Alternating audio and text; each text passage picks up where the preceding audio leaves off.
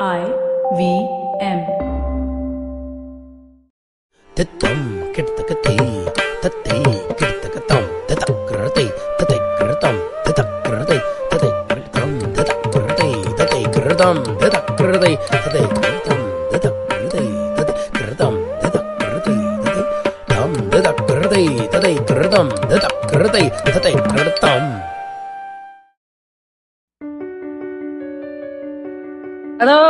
Hello, and welcome to Beyond Cliché. In case you were wondering what that vocal performance was about, it was rhythmic symbols called Natuvangam, and the one reciting it was the guest on our show.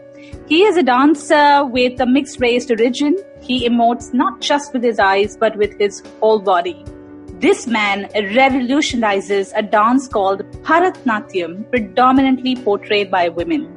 He says Bharatnatyam is like a lover who demands a great deal of love, attention, commitment, and spirituality from him.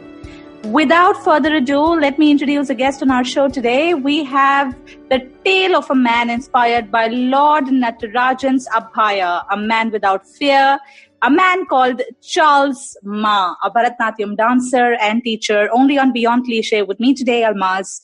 For those of you who've just tuned into this show is all about breaking gender stereotypes. Speaker, author, coach, change maker, and I also have a petition on change.org where I'm asking a leading diaper company to change the packaging and include the father's image on the diaper wrapper. I think it's very important we change the representation of men in involved fatherhood. If you believe in the cause, please go to www.change.org/papapampers2. But coming back to the show, this show is all about exploring a dance form and a man who's actually barged into it, breaking all gender stereotypes. We're going to be right back with a guest on the show called Charles Ma right after the short break. What are some of the radical changes that are now shaping our workspace? With physical distancing and heightened safety protocols being the norm, will technology finally make its large-scale entry to the workspace? Will design as we know it change for the long term? Is it possible for the Indian commercial real estate space to adopt a 360-degree approach to sustainability? Join our hosts at the Future of Space podcast by RMZ as we deliberate with industry leaders, analysts, and bright young minds on the way forward for the workspace given the new COVID normal. Tune in to the IVM Podcasts app or wherever you stream your favorite podcasts. Hello and welcome back to Beyond Cliché. This is your host in Style, and today I have with me in the studio a male Bharatnatyam dancer. So we're going to figure out what Bharatnatyam is all about and what is Charles Ma doing in this profession. He's an artist, as he calls himself, full of love, and we're going to figure out his journey today. Hi, Charles. Thank you for joining me today. How are you? Very fine. It's an absolute pleasure. Thank you. So, Charles, that was phenomenal, the vocal art that you had. So what is it called? These are rhythmic syllables, right? What is that called? Yeah, that's called Natuvangam. Basically, we recite those syllables and the dancer, the Natuvana, the dance teacher, recites these. And that was a very basic sort of something called the Alaripu. It's where the dancer represents the opening of a flower. So that's one of the most simple rhythmic combinations. Imagine what more we have. Exactly. I'm just wondering if that is simple. Where are we headed? By the way, Charles, let me just ask you a question that is very, very off topic. How many languages do you speak? Yeah. Right. So I speak English, Hindi, Tamil, and Kannada fluently, very fluently. Hindi is a little bad because if I don't talk it too often, I go to practice and I start speaking like a South Indian. My Hindi gets a South accent. Right. Kidhar jata types. Right. With due respect to all races, but the fact is you don't look like a South Indian, Charles. So, just tell us a little bit about your background. It's a very interesting story. So we go back, I think 35, 40 years, flashback. I think this is the sort of the legend, like my grandma would tell me, that she belonged to an agricultural family, a Nepali family of rice in Darjeeling, and she would tell me fascinating stories of how they would hunt bear and hunt rabbit, and how they would hunt tiger in the village those days. And she was quite a zamindari class. Mm-hmm. And then she fell in love with a Chinese man who ran away from China during the to escape the communist regime. Wow, and she that's fell in quite love a with this man story. much older than quite a story. And then he came, Mr. Ma took this young girl away from home, and they both eloped and reached Calcutta. Oh, okay. Yes. So it was a fascinating story where my family were half Nepali and half Chinese, and it's an absolute confusion. They've intermarried. My cousins are married Tamilian. Oh God! And I grew up in a Tamil community, not the kind of Tamil that it's a stereotype, like a tam bram with wearing a pattu or wearing vibhuti. Not at all like that. A very working class, motley mix of Tamilians. Where we didn't know what class, race. We had no idea what race you were, what class. Not race, sorry. We had no idea what class you were from. Whether you were a Brahmin or whether you were a Vaishya. We just lived. And whatever happened, whether it was the Godra riots or whether it was any religious sort of clash, it never reached us. And we had a temple and a mosque in the same area. So I grew up at least on the media. So the political and social media was beautiful growing up. Lovely. It was a pot puree for you. Yeah, but growing up at home was a completely different issue. Because my parents what was it like? Because it's very confusing. Because my parents, who are half Chinese, half Nepali, and very confused, they started identifying themselves with the middle class Indian family. So you can imagine. Nay, did you eat beef steak with your friend? No, you're not supposed to eat beef. No, padosi kya kahenge? Why are you coming home late? I said, man, I'm 19 years old. I can come home late. So, my family started conditioning themselves to think that they're the archetypical Indian middle class family. Very funny. And I don't know about your gen. I'm 36, going to be 37 this year. Growing up a typically middle class family where sometimes I crack a joke. I tell everybody my family is the family from the movie Kapoor and Son. Yeah, I can so relate to that. Yeah. So my family absolutely dysfunction. Like on Diwali after puja, they're fighting and oh my God, what tamasha. So my family is a big tamasha party. So we want to know about the tamasha that happened when you decided to learn Bharatnatyam. So the story that I've read about you is that aap terrace pe jaake practice karte the. That was what you would do. And a neighbor thought that you were playing karate or learning karate. And then the whole dhoti story. So please tell us about all of that. Yeah. Where did it all start for you? So initially, what happened? You have to break this up quickly for you, right? So Bangalore was at the cusp of change. From 1995 to 2000, the IT was coming in. So you grew up in Bangalore? You grew up in Bangalore? Absolutely. Okay. True blue Bangalorean. So before the IT came in, Bangalore was a very sleepy city. So there were theatre directors who started imitating the West. So we would have musicals like The Lion King, Aladdin, Aladdin and Go Phantom of the Opera, and things like that. Very similar to Broadway. Very similar to Broadway. And then Dil Chahta Hai happened. So Dil Chahta Hai, the movie Saif Ali Khan's comeback, right, was made into a musical, and I was a backup dancer. Oh. So till then, so many layers. Bangalore had so many layers. So Bangalore was actually a pub city and not the IT city. Yeah. So we were the only city that in 1998 to 99, we had the most number of pubs and we had a fantastic nightlife. Yeah. We would have something. We would have like parties in the afternoon for college kids. Yeah. So after college, we'd go partying from 2 o'clock to 5 o'clock. Well, I also did pretty much all of that. We were in Mumbai. So I think these are two cities that kids had we were like the revolutionary kids that actually started the whole party scene, isn't it? Absolutely. Right. And then we would get high on diluted beer, happy hours. So they would pour water. And my friends would say, dude, I'm not getting high. And then I realized they were pouring so much water and calling it happy hours. Very funny. So there was this player as a backup dancer. So the only dancing I did in the afternoon was at a pub, right? And I would get a lot of attention there, not from men, from women. Now it's completely changing.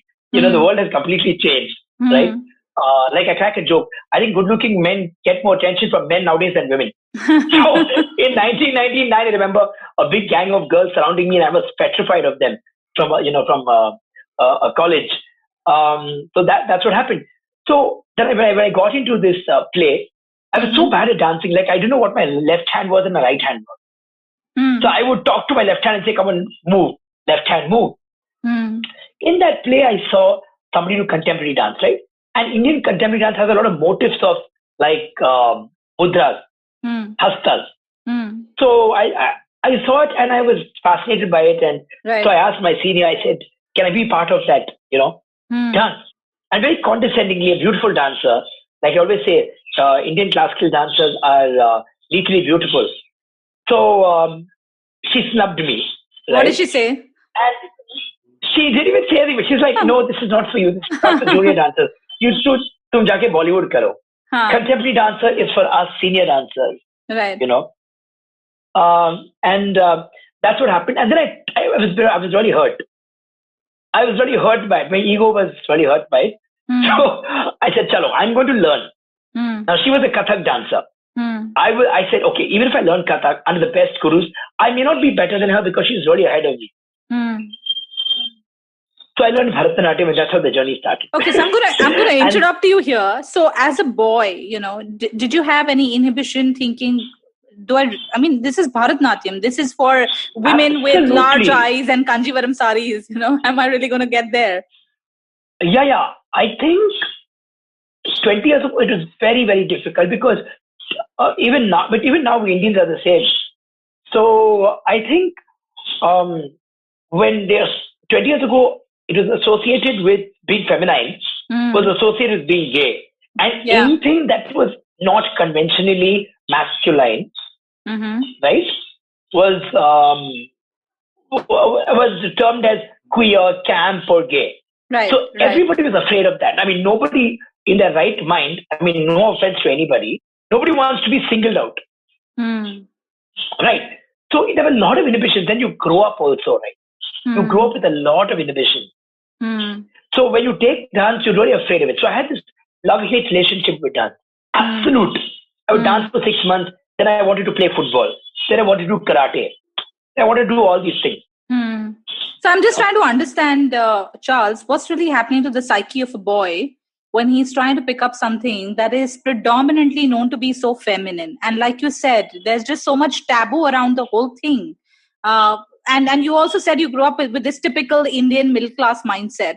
So what was really happening to you, your family, people around you when you took this decision that you want to learn this dance? I think sometimes, when it's completely addictive, right? An art. And at that age, at 16 and 17, it becomes an obsession. But good artists are always blessed with that. So many times I would say, why me? I'm done. I want to take my girlfriend out. I want to go hang out and I want to play football with my friends. I want to do nothing. I want to have a sutta outside college. I want to be one of the boys. And yes, there's this mad obsession with dance. I let it go for 1 month. I'm back at it. I let it go for 2 months. I'm back at it. There was this inherent calling, and I just had to do it. It was an obsession, absolute obsession. So, I just kept doing it. But it was very difficult. It's a fight between the head and the heart. So what does the head say and what does the heart say? The head says what everybody says. Mat karo. Ladke, sab log tumhe chhakke bulayenge.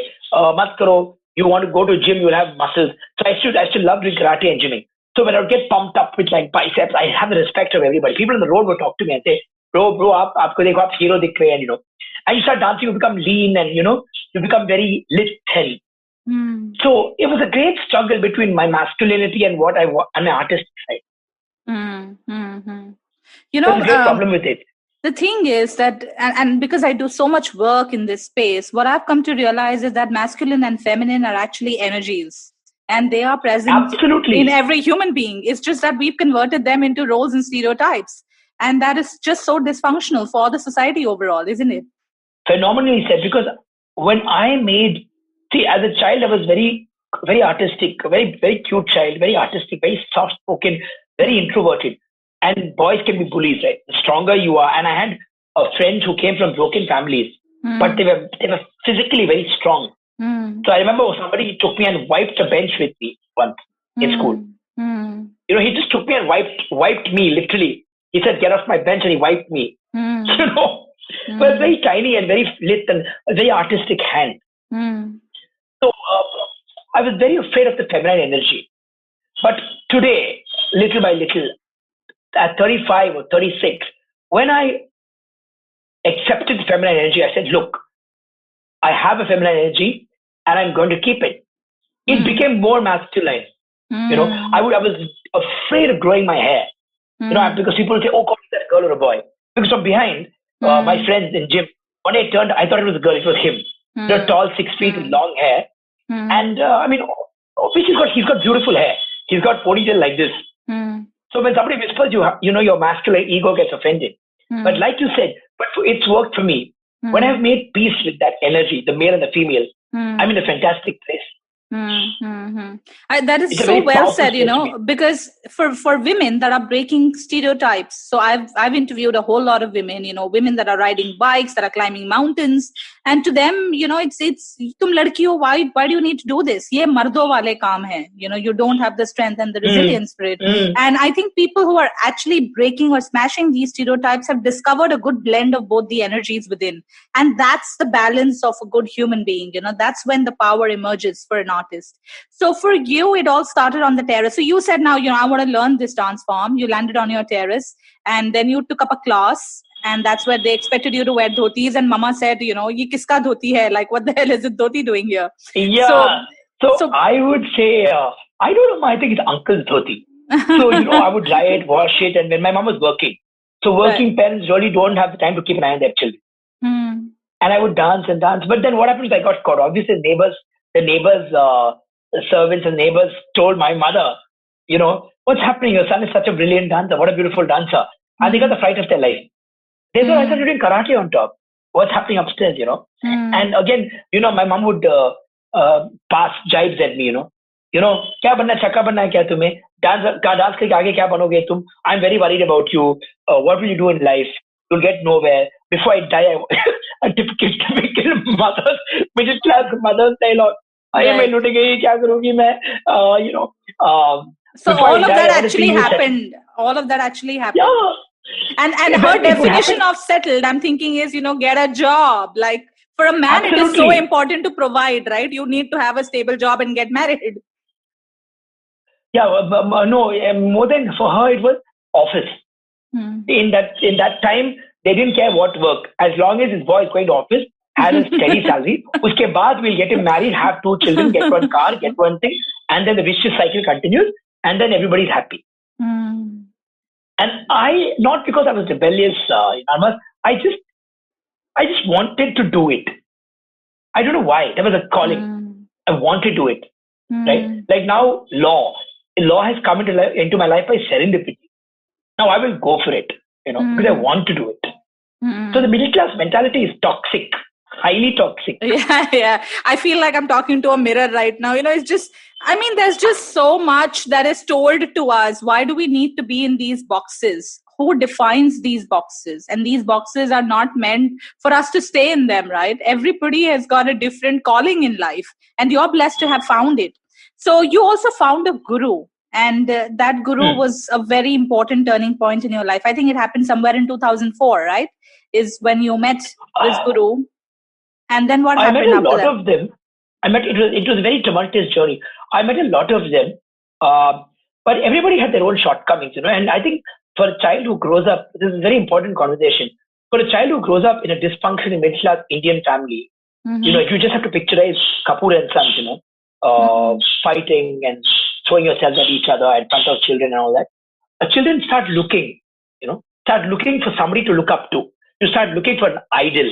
You start looking for support, emotional, physical sometimes, right?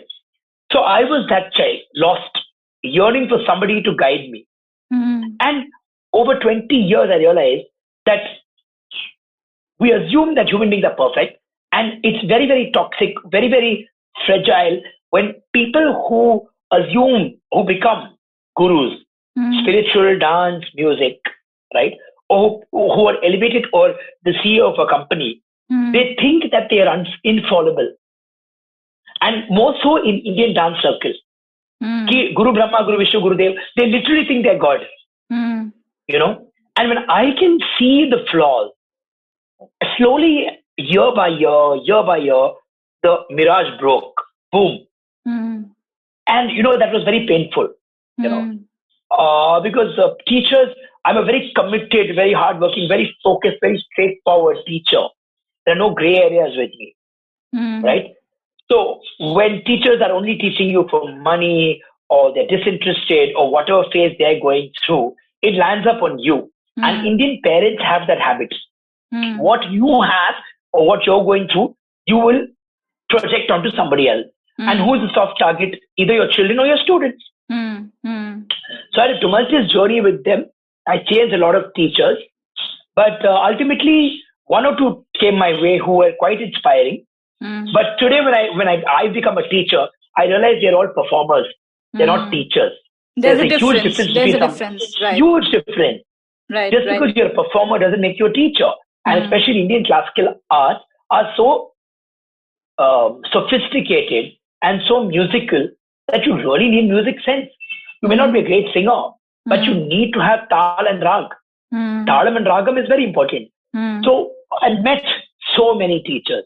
So I'll tell you why I kind of asked you a question around your teachers, because see, when you're talking about Bharatnatyam as a dance form, right, it has certain poses, it has certain mudras, there's a lot of feminine energy that's there in that. And when a boy tries to come into that dance, I'm not sure how different that is. You know, is male Bharatnatyam dance different from a woman dancing, and what's the role of a teacher in this whole thing? Because you're a teacher yourself. See, I think there has to be a certain sensibility, a deep understanding of the form. Like, I can get away with doing this, like dancing like this, right? I can get away with it. But some boys look really bad with it. So I think it's inherently, like, the greatest of gurus will tell you that the form intrinsically is not male or female. Like some of the biggest teachers, Biju Maharaj or say Keluchar Mahapatra, they would do a Nayaka, deep, like a Gita Govinda, which talks about sensual love. It literally talks about lovemaking between Krishna and Radha. Very explicit, right? So they would portray the woman better than a woman, but still they were masculine. And there are boys who come on stage and they look like they're cross-dressing, or they look like they're transgenders. So intrinsically, it is who you are inside, right? But also teachers have to take the responsibility of making sure that the young boy doesn't imprint on the girls in class, like making him wear too much of, like making him wear lipstick and, making him wear eyeshadow. It can make even the most manly man look hideous. Right. So even the makeup for a male Bharatnatyam dancer, I'm assuming, is different from what it's done for a woman. Very different. Very, very different. In fact, the Kalakshetra Bani, which was created probably 80 years ago, really has changed the way male dancers dance. Dignity and such masculine dancing. Interesting. So for you, it's been a crazy obsession. You knew that this was your calling and you wanted to explore it, and that's why you pursued it. In the next segment of the show, we're going to talk about the stereotypes that you had to face as a boy when you sort of got deeper into this journey as a professional. Right? So when you were starting off, obviously you had your mother that says, "Are mere manne se pehle, I want you to settle down." But now when you sort of forget that dialogue. but now you're on stage, and what's really happening on stage and in the industry with male Bharatnatyam dancers is what we're going to explore right after this short break, only on Beyond Cliché. Hello, everybody. Welcome to another great week on the IVM Podcast Network. If you're not following us on social media, please do. We're IVM Podcast on Twitter, Facebook, and Instagram. It's been an absolutely incredible week on the network. We had so many great guests, so many great episodes. Advertising is dead. We had Faye D'Souza on. Varun took a break for 4 weeks, but what a bang he's back with. Siddharth Deshmukh celebrates the 100th episode of The Traveling Professor. It is an amazing show which I cannot say enough good things about. Please do listen to it. And a different Siddharth on the network, Siddharth Bhatia. He's just been like absolutely guest after guest, right? This week, Zoya Akhtar talking about Gully Boy. I couldn't imagine a more interesting conversation. Ragini Kumar is on 2 different episodes this week. She is on Cyrus Says and she is on Edges and Sledges, both in anticipation of her new show, Zindagi Diaries. Do check out her appearance on both of those shows and her new show as well. Tanvi and Shlok of the Millennial Athlete had a phenomenal episode with Dinesh Karthik and Abhishek Nair. Absolutely riveting stuff, talking about mentorship in many different ways. definitely do give that a listen. And finally, I have a request to all of you. We have our listener survey going out this week. Every year we send out a listener survey at the end of the year. We're doing it again this year. And we would really, really, really appreciate your help in letting us know a little bit more about yourself. Our advertisers are really keen to find out who is listening to us and more about them. Anything that you could do is kept anonymously, and we would really appreciate your help in this. And to sweeten the pot just a little bit, we'll be giving a randomly selected group of participants in the survey some IBM swag. Last year we gave out coffee mugs. What we're going to give out this year is still a surprise. So please do help us out. Would really, really appreciate that. And with that, let me get you back to your show. Hello and welcome back to Beyond Cliché. This is Almas, and this show is all about breaking gender stereotypes. Today I have with me someone who is practicing a classical dance form called Bharatnatyam. He is a performer as well as a dance teacher. With me I have in this virtual studio, Charles Ma. So we've been in conversation with him where we've explored his journey on how he really got on stage and this obsession that he has with this dance form. Charles, now we want to know more about, how has been the journey for you been on stage? So how do people view a male Bharatnatyam dancer in an Indian context? What are some stereotypes that you've had to face? I think, first and foremost, I think I played the game well a little later in life. Mm-hmm. That I carried myself up very, very well, right? So I was very fit and I was quite a sight. Like, obviously, we boys are without our shirts on stage. So I'm also one of the better looking boys, and I would make sure that the male aesthetic was always there. Like, very little makeup and, look like a yogi, So I think even then, some people would look at me like, okay, what's happening? Look at this Oriental boy trying to do Bharatnatyam, and they would giggle. But when I started, because I am very, very good at what I do, right? Because I work very hard. Also having a gift for it. The aptitude is high. They would completely change their opinion about me. Right? But, I think in the last, it changed really, really gradually. There was this evolution. I remember, I think till 2011, it was tough. 2012, 2013, and it got better. And every year is getting a little more better, right? So truly, I think it's changing for the better. But again, I think India as a country, we're so diverse, right, that I don't think we'll ever have a common point for all of us as citizens of this country to agree on something. We take very, very strong stances. Yeah. We're either, a traditionalist, right, fundamentalist, or you're a modernist. Why don't we find that balance in between, right? We're such a ancient country, and we should have this fine line of respecting diversity. But I think that's going now. But but from what I see, a lot of positive comments with dancing and my dancing especially. And fortunately for me, I think I carry myself up very well as a male dancer. Yeah, I've seen that. I've seen that on, in your videos. And also you're very, very, and I've seen some of your videos where you're talking about how the energy and the posture of a male Bharatnatyam dancer is very different from a woman Bharatnatyam dancer. And that can be very, very distinguished. Can you tell me what is the ratio of men versus women in this profession? Probably, I think it could be like just 10% of men. It's getting better now, though. But I think it would still be, say, 90% of women. I would say 90% women. Yeah, I would say 90%, but just at 10% men, I think. But it's changing. I'm sure you don't have... It's changing. And, when you say 10% men, I'm wondering how many of those would really be from different parts of India. How many Northeastern men would really be there? None, right? It's changing. It's changing. I know a lot of Assamese boys and Bengali boys are very enthusiastic about Bharatanatyam. And it's across the subcontinent. So there's nothing like just confined to South India. Young men, 18 to 25 are changing the game. Yeah. Interesting. And you are also a teacher, right? So what kind of students do you get? Do you get a lot of boys or girls? No. Or I have around 40 students. I have 2 boys. 1 boy. One boy. And right. And these boys come by choice, or, you also have parental support? No. Now it's by choice, because all the ones, fortunately for me, I've had a lot of older students coming to me. from other teachers. Either there's a sort of ennui that has set in, or they don't trust the teacher enough, or the learning has stopped, or it's only about money, or it's corruption, nepotism, whatever it is. So a lot of students are coming to me because I'm a very open-minded teacher. There's a lot of freedom in my class, and I believe teaching is very different in my class. There's open dialogue. But it's also difficult for male dancers. They have to really, really search. A lot of teachers will just deny and say even male teachers will not take male students. Do you know that? Really? Yeah. Why is that? Probably they've had bad experience. Like I heard the boys come to class and they start flirting with the girls. Yeah. So So unless the boy has been with him since the boy is 5 or 6, they know their families personally. Male teachers don't take male, and I've also stopped doing that. I don't take male dancers unless it's on recommendation. Another guru calls me and tells me, I have sent this boy to you. It's okay to take him. Then he will enter my class.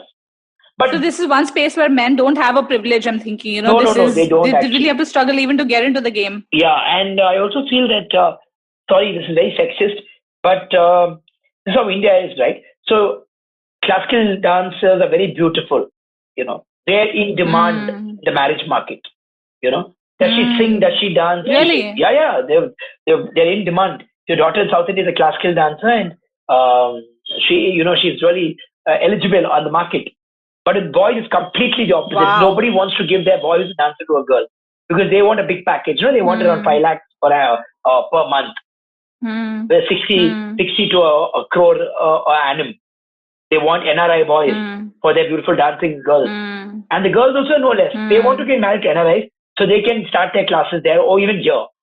Marry affluent, settled men so they don't have economic pressure on them. Because dance classes almost takes many years to set up. I started with two students. 2. Today we're 40 after 10 years. So you just see the growth. Wow. So that's because I've chosen not to. I've chosen not to mass market it. I've chosen it. I don't like teaching like that, and I will not teach like that. I would have made compromises in life. Luckily, I'm not somebody who's very connected to the superficial. I'm not materialistic. So actually, I wanted to ask you this, so how much money is really involved in this? Because see, predominantly when you talk about a boy and a girl, right? A boy is known to, or rather the expectation from a boy is that he should be able to provide.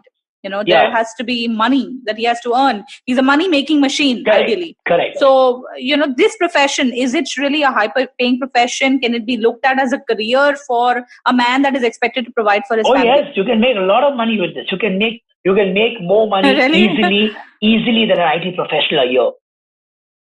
But you have to be and really this is through performances? Wow. Yeah, for common sense. You can really make money. I know teachers who drive fancy cars, but the quality is really poor.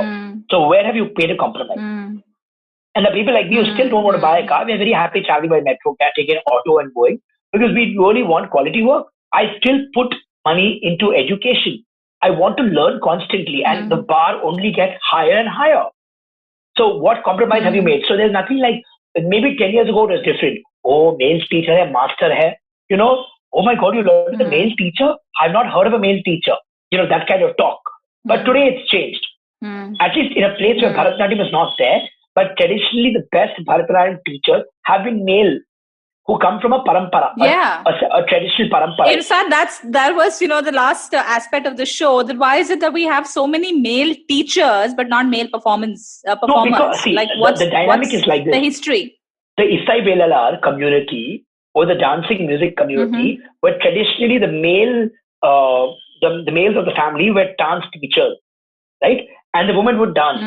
Slowly, because of the Devadasi Act and the colonialism, colonization, it completely changed. Because the British found anything that did, appeal to their sensibilities as vulgar, right? So whatever Indian arts are very sensual, So the British brought their whitewasher. Sorry, please pardon my derogatory term. They brought their whitewasher and washed everything out, right? So traditionally it was like that. The male of the Isai Velalar community, Bharatnatyam, would sing, and the woman would dance. But that has stopped. Now the modern aspect of this is the mindset, the stereotype that the boy does not, dancing is not a stable career. What is a stable career? Medicine, engineering, business. Or, So everybody wants their daughter Doctors. Doctor, engineer. Doctors and bankers. Bankers. Or ghar ka business. So they want their daughters to marry these kind of men. Now nobody wants to take a risk and say, agar iska dance class band ho gaya, to kya hoga? Kitna kamata hai? You know, they think, oh, dance is small money. But let me tell you, dance is big money. And the debuts, the Manch Pravesh or the Arangetrams are vulgar sums of money. 10 lakhs, 8 lakhs, 5 lakhs. In my class, they touch 5 lakhs. You know, when we put the child on stage, the Manch Pravesh. But we've heard of vulgar sums of money. I mean, it goes on. It can touch 15, 20. But that's a very personal thing. But what I'm trying to say is that it's lucrative. But again, as an artist, where will you draw the line? So the reason for a lot of male teachers missing in the scene now is definitely not the money. It's just the cultural orientation, or from what I understand is over times things have changed, and that is why you probably have more women teachers also coming up now. Earlier you said there were more male teachers.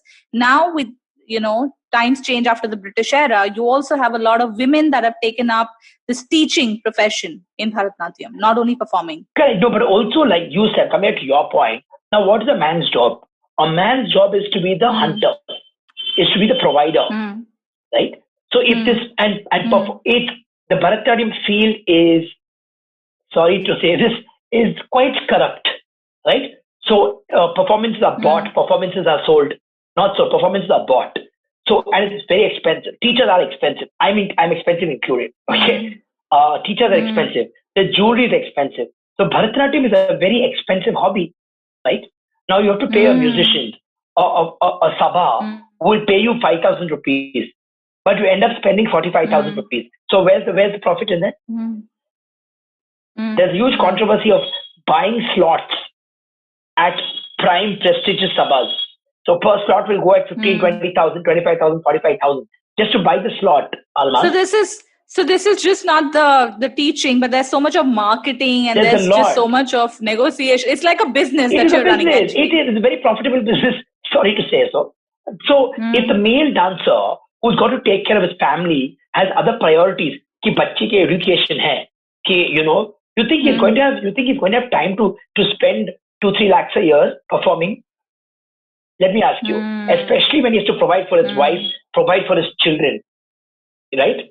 And so there's absolutely no profit. So it's such an interesting twist to this whole thing. So as long as the art is there, the woman is performing, and because there's no pressure of building a business out of it. But the moment it becomes a business venture, you're seeing more men into that space, and that is why he's no longer just a teacher, but he's actually a businessman. He can't dance. That's what he's doing. Can't dance. The male dancer can't dance. I can't dance too. But I don't have that kind of money to burn up now. To say, in a year I'm going to spend 1 lakh going to Chennai, performing there, coming back. And it's all hush hush. But in Rome do as Romans do. But I don't have this kind of money. Now, in the future, maybe. Again, even if I have it, I'm going to prioritize. Do I want to spend 50,000 rupees performing in a sabha where there are 5 people watching me? What is the motivation? Why do you dance? But for now talk about gender politics, for a man, it's more difficult, right? Now, if I'm a son, I have to give money to my parents. Luckily, my parents are well settled. But imagine if I had these responsibilities: ghar ka loan, car ka loan, take care of older parents. You think you'll have that kind of money to burn frivolously? But I know dancers who tell me, you dance in 3 slots this season. So how do you manage with work? I quit my work. Then where did the money come from? My father paid for it. So and flying musicians from here to there. So this girl must have spent around 2 lakhs in the season, and not 1 rupee was hers. So even if you're married to an NRI, or probably, and teaching abroad is also very lucrative, because the Indian diaspora there is yearning to connect to their roots. So again, teaching and Arangetrams and Manch Praveshas are a lot of money. So like I said, but coming back to the gender, a male dancer, including me, right? I find it very difficult to blow 50,000, 1 lakh just like that. One night mein ud gaya, 50,000 ud gaya. 2 raat mein 1 lakh ud gaya. So I can do a lot more things than that. Even if I have the money, Almas. In fact, as a man, you'd be thinking, where can I get that money from? Absolutely. Rather than where can I blow it off? No. Right.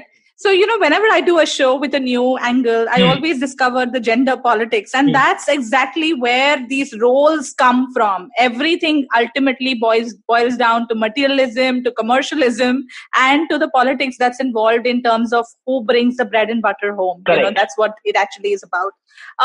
One last question that I have for you, Charles, through this interesting conversation. You're also a teacher now, and you said that you have one boy in your class now. How can we get more boys into this art? What's the message that you have for a parent that's thinking of enrolling his or their child, their boy in this profession, or a boy who's listening to this just like you in his 18, when he's 18, 16, 18, Correct. 20, at that age, thinking, I want to be like Charles Ma. What's the message there? I think if you really want to dance, then you must go. It's beyond gender. I think art, music, is passion basically. Forget art and music. Passion is beyond gender. Aapko karna hai to do it. But once you made a decision, don't backtrack on it. A difficult thing is not making a decision, but making, like Nina Gupta says, so inspirational. When you make a decision, you have to stick by that decision, whether good or bad. You have made the decision, isn't it? Now tomorrow, if as a male, as a young boy, mujhe Charles Mark tera dance karna, I want to dance. It liberates me. I feel for it. It connects me to something. It connects me to myself. I want to dance. But it's going to be a very tough journey. It could be an easy one also if you have affluent parents or you have the great support or nepotism or whatever. But then you have to stick by it. Right? So that's my advice. I think it's beyond gender. But it's all about following your passion. And not right. So it's all about following your passion. Absolutely. Right. And Bharatnatyam dance is definitely beyond gender, like you can see with the man that I have in this virtual studio. I can see he's not the man with the large eyes and the Kanjivaram sari. He defines his own Bharatnatyam form of dance in the most blended masculine and feminine energy. So thank you so much for joining us, Charles. It was a lovely conversation. Thank you so much. I'm sure you're going to inspire a lot of people that are thinking that I could also do a feminine form of dance. So thank you for joining us once again. Absolutely. Thank you so much, Ada. Thank you. For the listeners who've kind of listened to this show, and if you've really liked it, please subscribe to wherever you're listening to this show. Please launch the IVM Podcast app or wherever you listen to podcasts. Please leave your views on what you felt about the show. I'm going to be right back another Thursday with another guest where we're going to talk about their journey on the stereotype that they've broken. In the meanwhile, if you connect with my cause, I'm asking a leading diaper company, who's got a worldwide monopoly on diapers to make a permanent narrative change. We need to have a larger representation of fathers being more involved with parenting. And I'm asking this leading diaper company to include the father's image on the diaper covers and make this change worldwide. If you believe in this cause, please go to www.change.org/PapaPampers2. Thank you. Take care.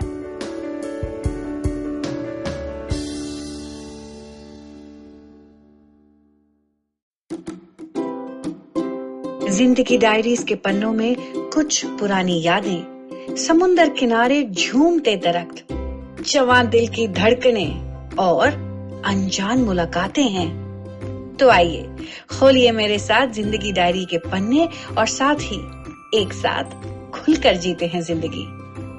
आप सुन सकते हैं जिंदगी diaries IVM podcast app या website पर, या जहां कहीं से भी आप अपने पॉडकास्ट सुनते हो। Have you ever wondered how successful people do their thing? How do they navigate the challenges they often face? Are you wondering about the future of restaurants, film, education, technology, and everything else in between? Hi, I'm Gauri Devidyal, best known for being one of the brains behind The Table, an award-winning restaurant in Bombay. One thing my life as a restaurateur has given me is the opportunity to meet with some truly inspiring people. Most often just by chatting with strangers at the community table. And that's what this podcast is about. It's about learning the new dimensions of business and understanding how different people swim this sea. It's an opportunity for me to pick their brains and ask them all the questions on my mind, whether it's about learning from their past experiences or talking about future trends. Through their journeys, stories, and insights, I hope you too, like me, will come away inspired and energized. So come, join me every Wednesday with your favorite drink, because this round is on me.